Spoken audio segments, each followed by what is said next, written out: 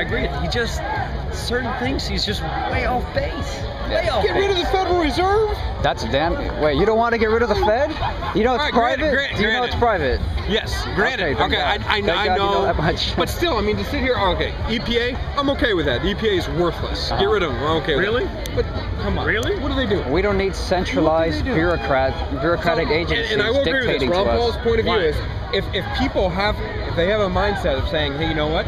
I want to I want to do things that are good for this earth, good for this country, good for the world. We shouldn't have to have an agency governing what we can and can't pollute. It should just be normal as humans that we don't want to pollute.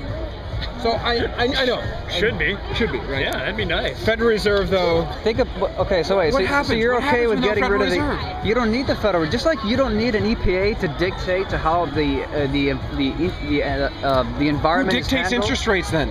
We don't need to dictate interest rate. It's the dictation of interest rates that first it creates the moral hazard where, oh, 5 powerful people in a private bank are taking care of everything. So first it causes you to be laid back and apathetic. But not just that, the manipulation of interest rates creates an illusion in the environment. When interest rates, here's what the Federal Reserve does to improve economic conditions. They'll artificially lower the interest rates so that more people borrow. But artificially lowering interest rates, it sends false signals to the market. It tells you, oh, shit's going great. Let me just borrow money. That creates economic bubbles and inflation. And when the bubble bursts, when the reality sets in, why do you call it artificial? It's artificial because the Federal Reserve is because look, if you had a true free market, the federal government lends to large banks. Large banks lend to other banks. Yes. It comes from someplace. The federal government has the lowest interest rate. The larger banks have a slightly higher interest rate, and then they lend to consumers, you and I, which is obviously higher than that because everyone wants a little piece of the pie. Yeah. That's not artificial. That's substantial. Like in that, I don't know what. There's no. That's the market working. They're just the base point of the market. No, because how is that even free market?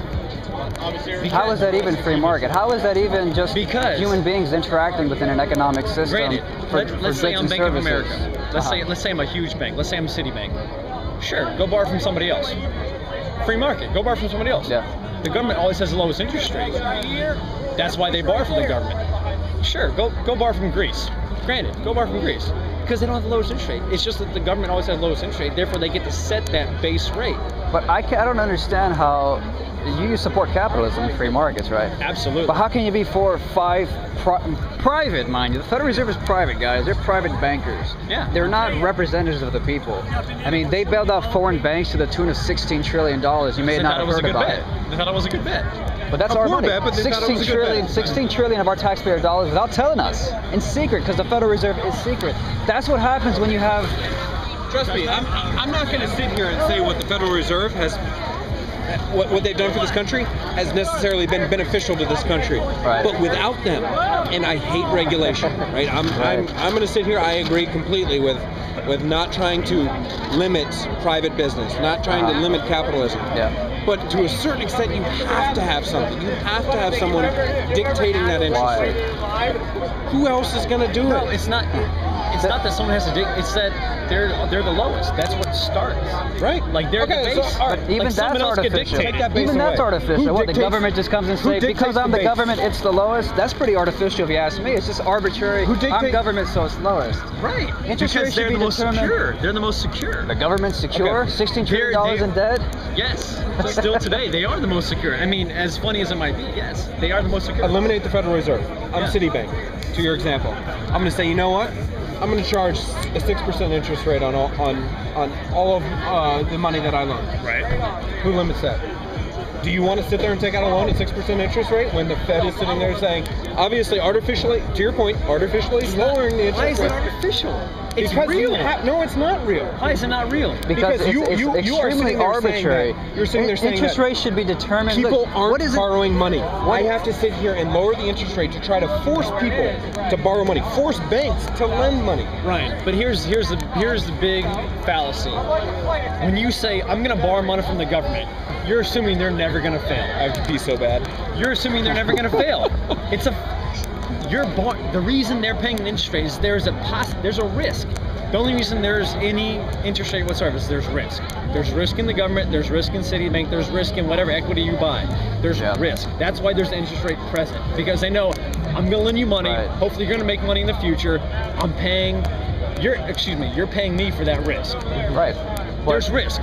The government has the lowest risk But possible. what should determine that risk is the question. What should determine that risk? Just being the government? Market. The market should determine it. Okay, but you just said the Federal Reserve should exist and they should establish Right, because interest the rates. Federal Reserve always has the lowest rate, right? Like historically, they've always had the lowest rate. Yeah. Therefore, they get to set the rate. If they want to say, hey, in order to increase our economy, we're going to lower the rate so more people borrow. But they have that ability.